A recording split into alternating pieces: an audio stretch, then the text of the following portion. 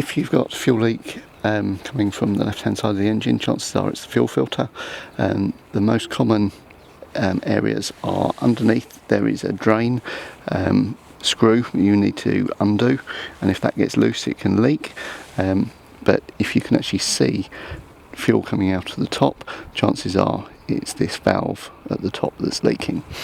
So you can buy them, replacement ones I got for £8, so it's not an expensive piece of kit. You have a clip here that undoes. You pull that out.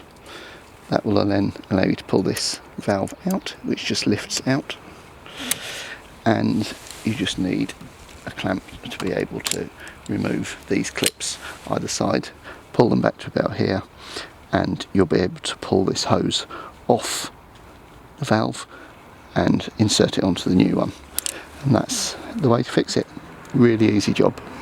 The old one, there's no obvious place where it's leaking, but over time the plastic can fracture and crack, and that's what leaks the diesel.